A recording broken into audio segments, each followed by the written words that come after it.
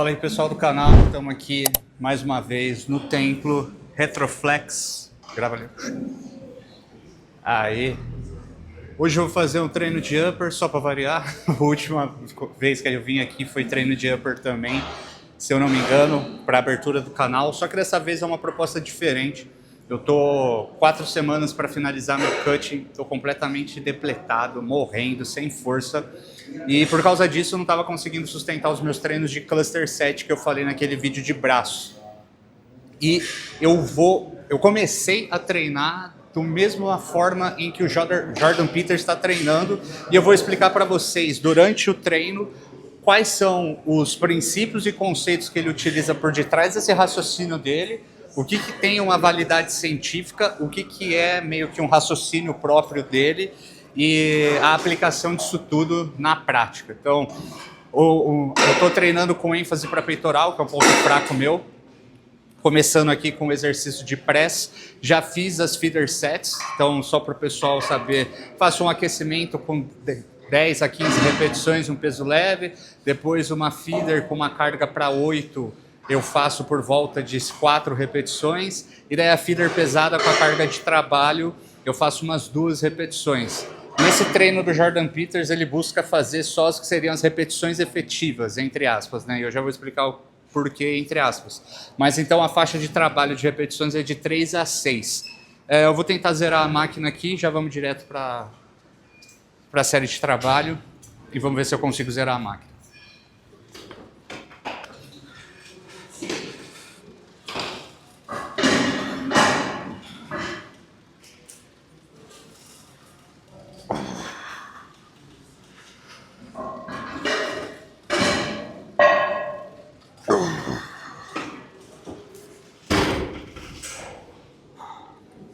Bom, saiu 4 repetições, eu faço 2 minutos de descanso, porque eu tenho um bom condicionamento cardiovascular, então mesmo trabalhando por uma faixa de repetição tão baixa, eu consigo me recuperar bem. E eu vou fazer 3 séries aqui do exercício. Então, qual que é a lógica, né, das repetições efetivas? É um modelo teórico do Chris Bursley, que não tem validade científica, é só um modelo teórico, mas que diz que as repetições que realmente valem para a hipertrofia seriam por volta das últimas 5 repetições. Isso se dá por causa do recrutamento de fibra do tipo 2, né? As unidades motoras de alto limiar de tamanho, que é o termo técnico para isso.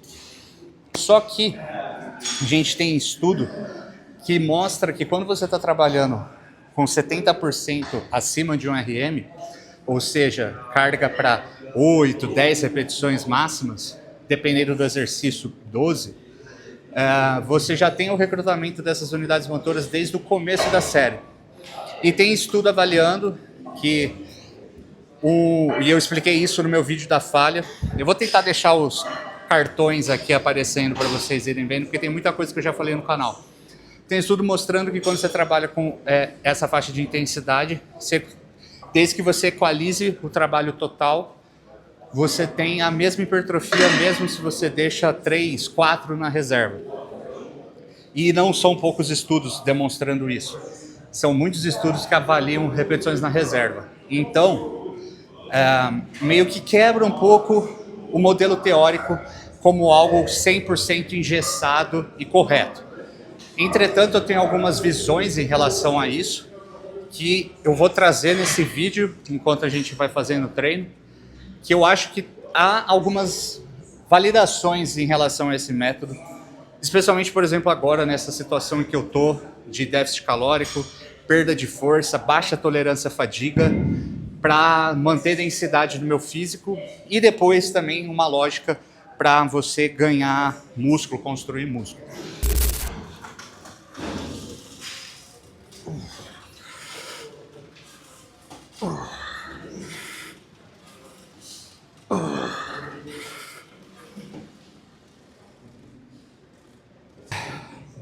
Bom, quando a gente está trabalhando com uma faixa de repetições tão baixa, a gente tem que achar ali o limite exato entre a falha e a não falha, que seria 0 na reserva. Por quê? você está fazendo poucas repetições. Então você tem que extrair todas as repetições que você consegue fazer de maneira eficiente dessa série.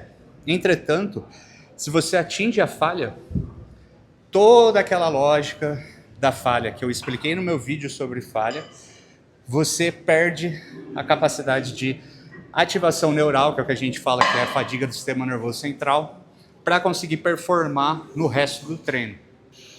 Então, 0 na reserva é onde você tem que fazer a série. Eu fiz a primeira série, consegui 4 repetições. Fiz essa segunda, eu consegui 4. Muito provavelmente eu atingi 0 na reserva ou 1 na reserva nas duas. E é exatamente isso que eu tenho que buscar nessas séries, porque eu tenho que ter o máximo de aproveitamento nelas. Daí, né, algumas das coisas que eu acho que valida esse estilo de treino do Jordan Peters. Por mais que não haja uma validade científica de que só as últimas repetições contam, então o que eu quero dizer com isso? O peso utilizado é muito mais importante que a intensidade, né, medida em percentual de 1RM. O peso utilizado é muito mais importante para a hipertrofia do que necessariamente a falha ou proximidade da falha. Só que, mesmo que isso aconteça, de fato, quando a gente trabalha com repetições abaixo de 6, a gente está trabalhando com uma faixa de intensidade relativa em que o recrutamento motor ele é muito mais rápido, muito mais direto. Claro, existe um recrutamento um pouco gradual aí, seguindo o princípio de Hahnemann, mas ele é muito mais rápido e direto para as unidades motoras de alto limiar de tamanho, que são as mais propensas para hipertrofia. E daí, tecnicamente, você corta um pouco de caminho, reduz a fadiga para chegar até elas.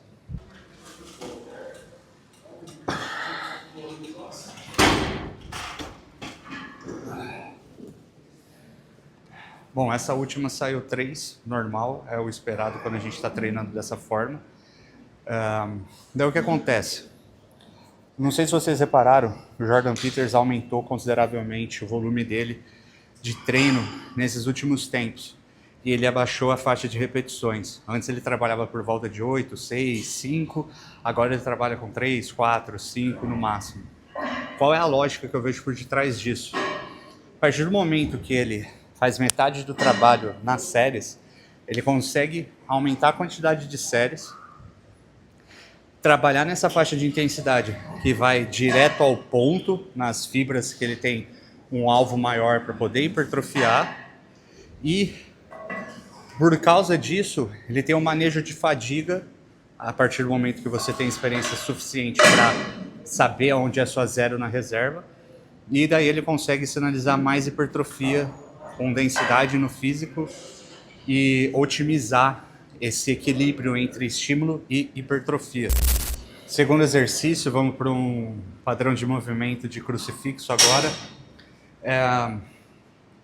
Esse crucifixo ele é levemente inclinado para trás, fazendo com que tenha uma leve declinação no movimento, né, como se fosse um crucifixo declinado.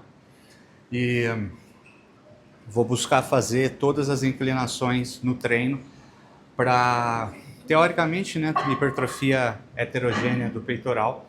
Vão ser 3 exercícios de peitoral, com 3 séries cada uma, 9 séries por exercício, 9 séries por treino. Eu faço 3 treinos na semana, estão sendo feitos lá em casa com os equipamentos Coliseu. Então, se você tem interesse de montar uma academia na sua casa ou otimizar a sua academia, Coliseu Equipamentos, cupom BISO12, as máquinas mais robustas e duráveis do mercado nacional.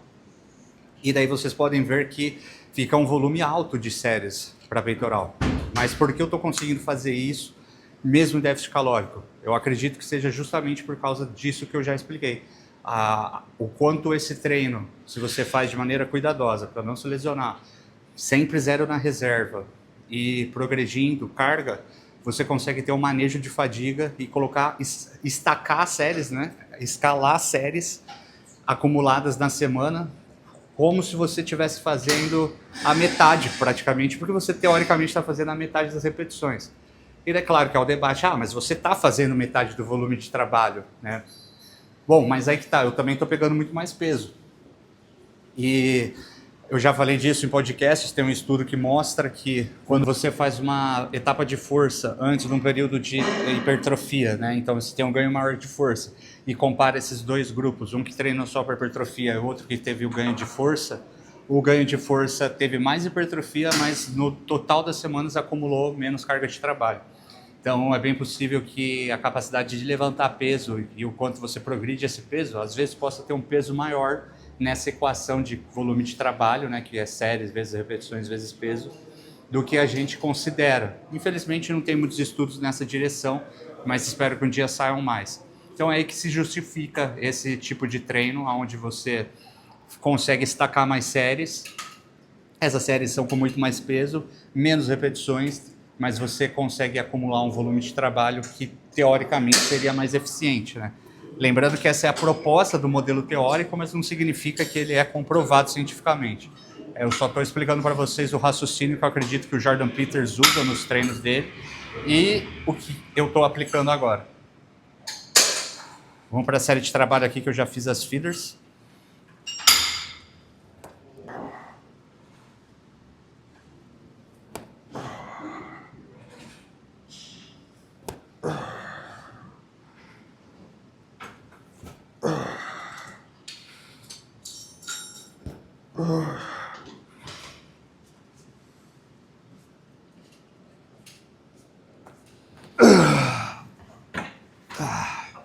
Seis, 0 na reserva, no limite ali da faixa de repetições que eu quero trabalhar, mas está ótimo. Agora 2 minutinhos de descanso. Estou usando de intratreino repositor de eletrólitos da farmácia Barbosão, cupom BISO lá. E, claro, suplementos da Soldiers, creatina, glutamina. Eu normalmente mando logo que eu acordo tudo isso aqui, porque pelos remédios que eu tomo, eu perco muita água durante a noite. E já acordo colocando o repositor de eletrólitos, foi uma coisa que eu aprendi com o Cello. Mas hoje, como eu estou num déficit calórico, né, absurdo, e eu sabia que eu ia ficar bastante tempo aqui em São Paulo e tal, e vou demorar para comer, para não ficar aqui morrendo de fome, coloquei esse intratreino também para manter a minha glicemia regulada. Normalmente, a gente usa EAA, né, aminoácidos essenciais, ou BCAA, intratreino. Eu uso glutamina porque é o único que meu estômago tolera. Infelizmente, se eu uso qualquer um desses outros dois, meu estômago fica zoado. Mas, cupom BISO no site da Soldiers também. Me ajudem e apoiem lá. Daí, BISO, mas você tá em cutting, você não tá usando AR? Eu tô, mas não tô usando dose alta. Inclusive, esse meu cutting é R, AOD e texto. É isso. Eu não estou usando dose alta e ela também não é um grande inibidor de apetite, né? Ela é muito mais um otimizador metabólico e tira um pouco o seu craving de comer, mas não tira a fome igual a Cheers e outros que deixa nauseado e tudo mais. Então eu ia ficar bastante tempo sem comer, mas decidi mudar o suplemento que eu tomo de manhã para agora durante o treino.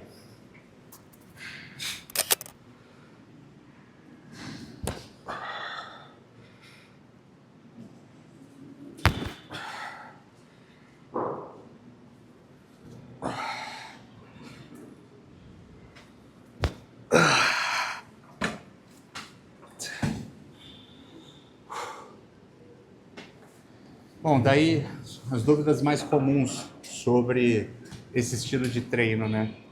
É a questão da falha, que eu já expliquei. O volume de séries meio que permite você utilizar mais séries.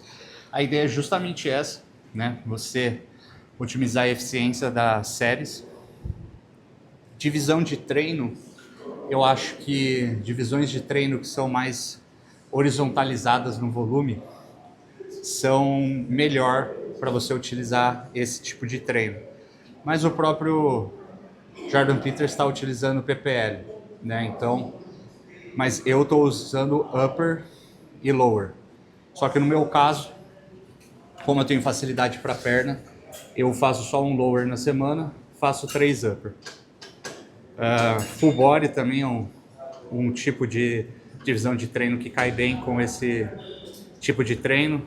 Torso limbs, PPL. Assim, você tem que apostar na frequência de qualquer forma, né? Senão não adianta muita coisa, senão se você vai realmente, mesmo com toda a economia de fadiga aí, pelo fato de você trabalhar com faixas de intensidades mais altas, pode ser que você perca performance no treino. Assim, eu não sou uma pessoa que fala, bro, split não funciona, mas honestamente eu acho que nem entra muito na conversa, sabe? Eu praticamente nem trabalho com bro split na consultoria, e só se a pessoa gosta e pede. Mas hoje em dia eu acho que faz muito mais sentido você apostar numa frequência para otimizar o seu volume, que não significa que, por exemplo, você fazer 6 séries em 2 sessões com 3 vai ser mais eficiente do que você fazer 12 séries em uma sessão só. Mesmo que você perca a performance nessas 12 séries em uma sessão só, ainda é mais volume que você está acumulando. Agora, você fazer 12 séries em 2 sessões, obviamente vai ser melhor do que você fazer 12 séries em uma sessão. Mesmo que a ciência fale que o volume equalizado é tudo igual, na verdade a gente sabe na prática que você performa muito melhor quando você horizontaliza o volume. O que é horizontalizar? É distribuir mais sessões. Agora, última de trabalho aqui.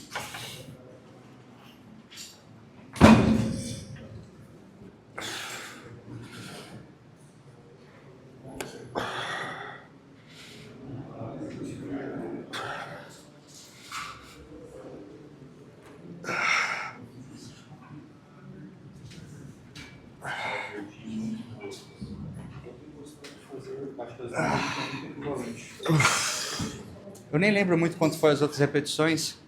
Eu acho que foi 5, 4 e 5 nessa última, né? Talvez eu tenha me subestimado na segunda série, porque eu nunca tinha feito nessa máquina. Mas foi 0 na reserva, isso é um fato. Se eu fizesse mais uma, eu ia falhar. Então, vamos agora para um movimento de press inclinado. E daí uma coisa que é legal falar, eu acho que é interessante mostrar eu em déficit calórico e eu como indivíduo fazendo esse tipo de treino, porque eu não sou um cara forte, eu não sou um cara que mobiliza grandes cargas, e que não significa que eu não estou treinando pesado, né? Porque o pesado ele é relativo ao indivíduo, a intensidade é medida em percentual de 1 RM, então o que é pesado para mim não é pesado para fulano ou é pesado para outra pessoa. E isso é uma coisa que o pessoal erra bastante, né? Muito mistificado isso ainda. O cara só tá treinando pesado se ele coloca um monte de placa. Eu admito, eu não sou um cara forte. Eu era forte no jiu-jitsu porque eu tenho muita força explosiva. Isso ajuda muito no jiu-jitsu. E força isométrica. Mas produção de força bruta, assim, para fazer movimentos, especialmente de press, remada eu sou um pouco mais forte. Eu não sou tanto. Que não significa que eu não estou abordando esse estilo de treino, que é um treino, por definição, onde você trabalha no máximo de peso que você consegue, né? Porque você faz 3, 4, 5 repetições. Bom, outra coisa que é importantíssima é a execução nesse tipo de treino. Você está trabalhando com uma intensidade relativa altíssima, faixa de repetições muito baixa. Você precisa ter uma execução padronizada, uma excêntrica controlada e uma amplitude completa. Porque você tem que desenvolver força em todas as partes do movimento. Então, por exemplo, eu acho que é muito arriscado você fazer um supino descendo um palmo só de distância, em vez de encostar no peito, porque em algum momento, quando você estiver progredindo carga, se você estiver no seu limite, se você está sempre se condicionando a treinar com essa amplitude limitada, mesmo que seja próxima do limite, e você eventualmente, na hora que você vai fazer a transição entre as fases, falta força e você desce para a amplitude onde você não tem força, é onde acontece o risco de lesão. E isso vale para qualquer músculo, né? Seja esse exemplo do supino, seja numa rosca Scott, por exemplo. E excêntrica controlada, porque quando a gente fala de fortalecimento de tendões, a gente está falando de excêntricas com cargas altas. E é exatamente isso que a gente tem aqui. Então você não pode fazer uma excêntrica descendo rápido, nem um movimento explosivo na troca de fases ou se aproveitando da força elástica, porque é ali onde o seu tendão vai estar mais sofrendo. Então você precisa utilizar uma excêntrica controlada para sinalizar colágeno no tendão e ele se fortalecer junto com a sua capacidade de disparo neural e hipertrofia muscular. Então, não é um tipo de treino que é para todos, até pela questão da percepção de repetições na reserva, que tem que ser exata. Eu ainda não estou pensando nem em utilizar esse estilo de treino na minha consultoria, talvez com atletas bem específicos, e a pessoa ela tem que estar zerada de dor, assim, sem lesões. Ou pelo menos com elas controladas, né? Já que depois de determinada quantidade de anos de treino é difícil você não ter nenhuma lesão.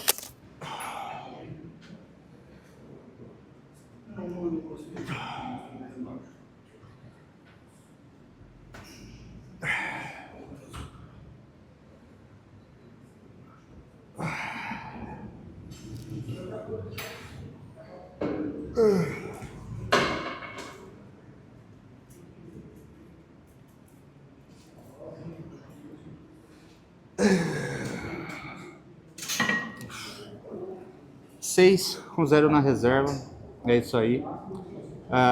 Outra coisa também, escolha de exercícios, né? Então, por exemplo, eu tenho uma tendinopatia no meu tendão do tríceps já tem muito tempo. Saí da musculação, fui pro jiu-jitsu, a coisa não melhorou muito, porque no jiu-jitsu você faz muito bloqueio, empurra muito de situações em que você está desconfortável. Então, meu cotovelo nunca melhorou. E aí tem alguns exercícios de tríceps que eu sinto conforto, e tem outros que simplesmente não adianta eu insistir. Eu não sinto conforto. Então, testa, francês, se eu faço com uma carga para 12 repetições, eu já sinto dor no tendão. Eu vou ser maluco de treinar para essa faixa de repetições nesses exercícios? Não. Mas a variação de francês ou testa você estimula melhor a cabeça longa do tríceps, ou enfim, ou curta, sei lá, qualquer porra dessa. Eu não lembro de cabeça agora. Não importa, tá ligado? Você sacrifica determinada variação em prol de treinar com conforto articular. Porque você está trabalhando com um peso que é arriscado de lesão. Então você tem que estar trabalhando com 100% de conforto articular.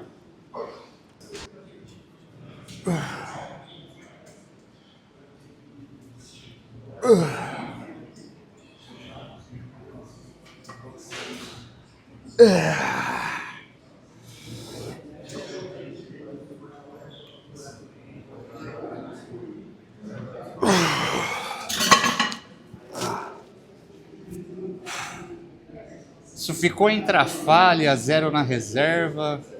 Não consegui estender completamente o cotovelo ali, mas eu senti que o meu peitoral foi o máximo que ele podia.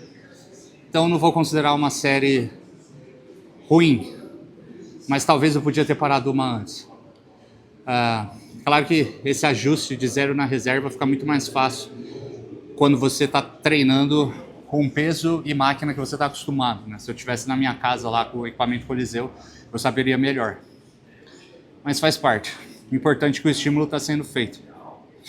Só lembrando, Regata Hooks oficial, cupom BISO lá no site deles. Regata muito confortável. Acho ela bem estilosa para usar para treinar ou até mesmo sair. Então apoiem lá na Hooks também. Terceira série de trabalho aqui, e daí a gente vai fazer para transição para a parte de costas a pullover machine, que é lei você vir na retroflex e fazer a pullover machine da Nautilus, né?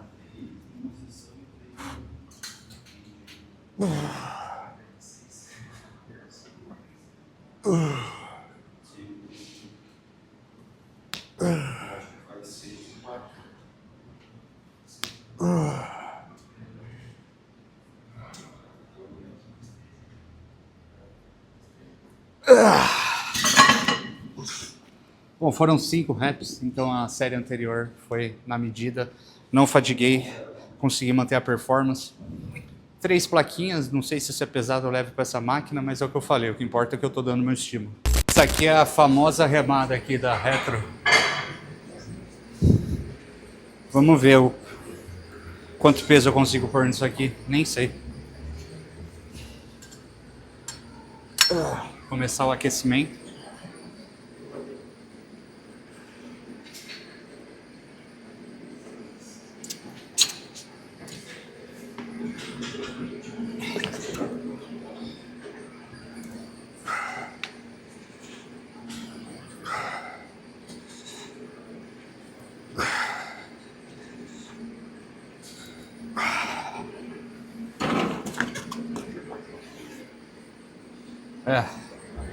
Isso já foi meio que uma feeder.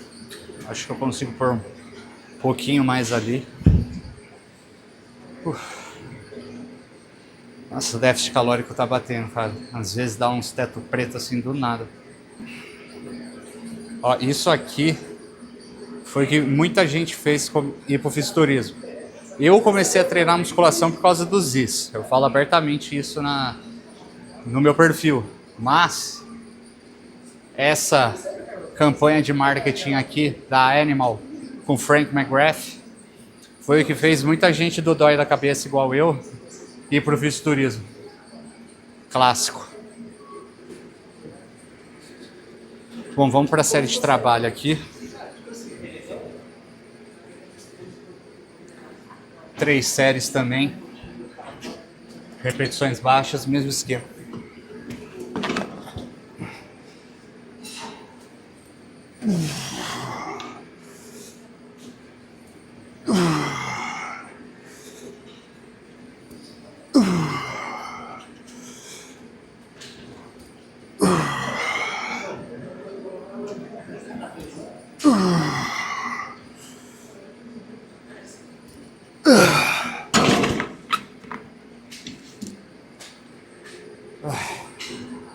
Seis. Isso.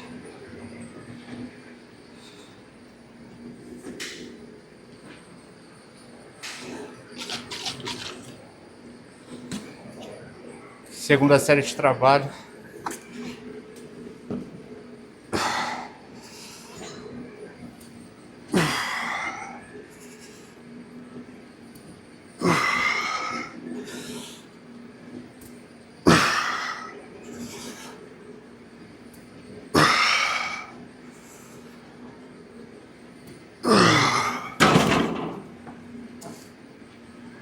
Cinco. Tá quase zerado ali. Falta 5 placas. 5, 6, sei lá.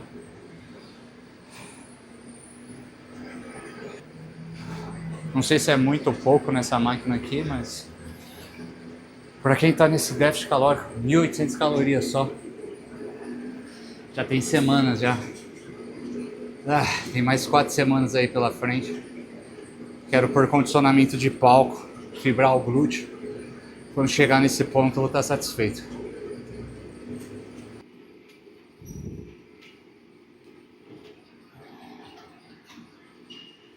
Eu tô com uma contratura crônica no meu romboide, ficar pegando minha escápula. Comecei a usar o Wolverine Stack. Deu uma melhorada. Mas eu acho que só vai melhorar mesmo quando eu sair do déficit. Inclusive, meu supermercado que eu compro os meus sucos e peps, vai estar o link aí na descrição também. Se você chegou até essa parte do vídeo, você vai entender o que é.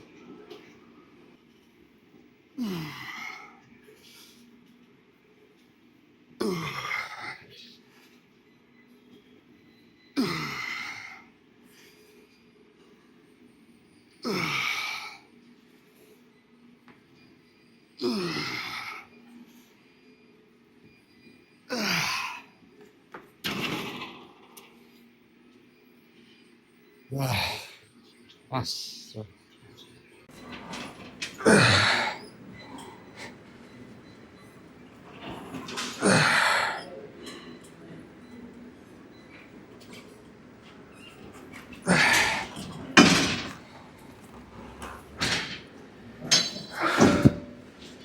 Fui direto para a série de trabalho, sem saco.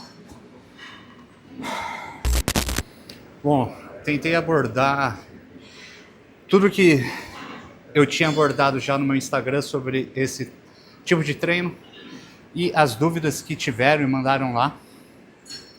Se ficou alguma dúvida ainda, só deixar aqui nos comentários que eu vou responder todos. E ainda a princípio não consigo falar o que eu estou sentindo em relação ao tipo de treino. Comecei literalmente essa semana. Esse é o terceiro upper que eu estou fazendo ele. Mas é um treino gostoso de fazer. Eu achei que eu ia ter mais dores articulares, tendão e tal, trabalhando com uma faixa de repetições tão baixa. Mas quando você executa corretamente, não coloca peso a mais do que você aguenta, principalmente não chega na falha, você preserva bastante seus tendões e articulações. E nas semanas subsequentes é só microprogressão, né? Então, lá em casa, treinando os equipamentos Coliseu, se eu tirei, por exemplo, 3 repetições, 4 repetições das séries, eu vou ficar fazendo com o mesmo peso até fazer 6 repetições em todas as séries. Depois que completei 6 repetições em todas as séries, vou subir 1 kg, 2 kg, ver quantas repetições fica e depois seguir para progredir gradualmente da mesma forma. Esse é o jeito certo de fazer com qualquer tipo de treino ou faixa de repetições que você trabalhe, mas especialmente nesse treino, treinando com uma faixa de repetições tão baixa, é absolutamente crucial que você faça microprogressões, senão você vai acabar se machucando.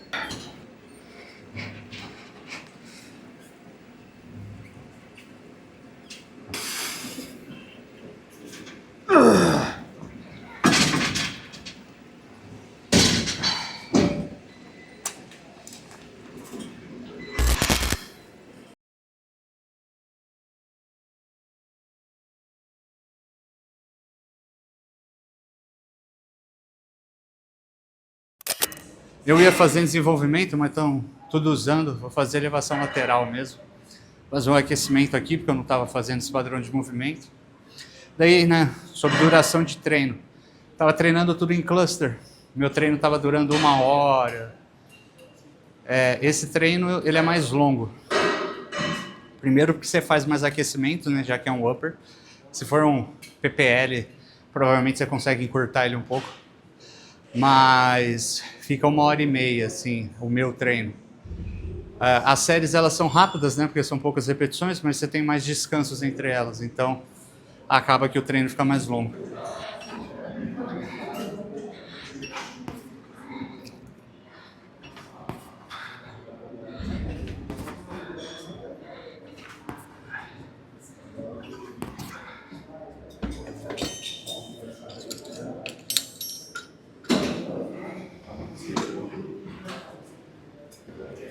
Bom, independente de ser músculo pequeno, grande, etc., o treino todo é faixa de repetições baixas, igual eu falei. Não tem distinção. Antigamente, você viu o Jordan Peters falando que ele preferia fazer repetições um pouco mais altas em músculos menores, mas ele é um cara que toda hora está reformulando a opinião e mudando de opinião. Né? Tanto que até falei disso com o Samuel lá no Monster. A gente aprendeu sobre repetições na reserva com ele. E daí teve uma época que do nada ele começou a falar que tinha que falhar em toda a série, senão ele perdia a densidade. E daí hoje em dia ele já voltou a fazer 0 na reserva. Então, ele, mesmo para músculos pequenos, está trabalhando com 4, 5 repetições. E é o que eu falei, se você acha os exercícios que você tem conforto articular, e principalmente você faz amplitude completa, fortalece o tendão, não sinto nenhum problema em tipo, fazer uma rosca Scott para 4, 5 repetições.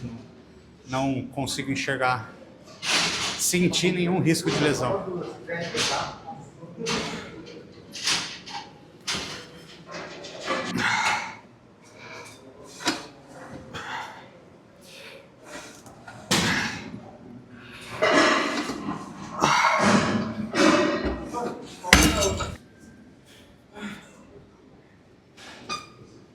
Fazia tempo que eu não fazia um déficit calórico desse, velho. Cansativo.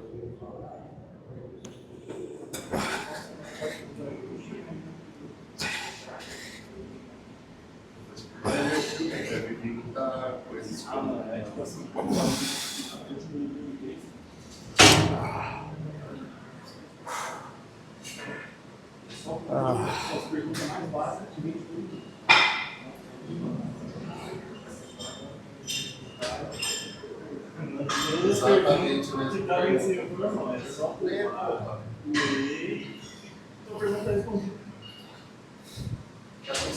O pessoal fala, tatuagem esconde o shape e tal.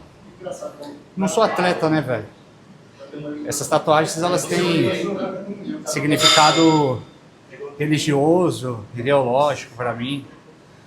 Então, não me importo delas esconderem o shape. E se eventualmente eu subir num palco e perder posição por causa da tatuagem, aconteceu.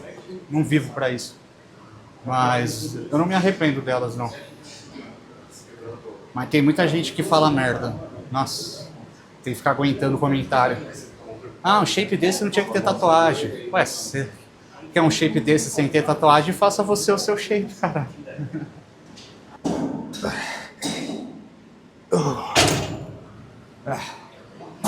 É isso. Foram as 3 com 4 repetições. Já era. Fazer bíceps agora e daí acabou o treino. Fazer aqui rosca com halter no banco inclinado. Daí para não pegar um banco inclinado, só vou inclinar meu corpo aqui. Manter o braço, o ombro em extensão. Só porque eu não tenho halter lá em casa. Só para dar uma variada. Acho que esse peso vai dar umas 6 repetições. 8. Vamos descobrir.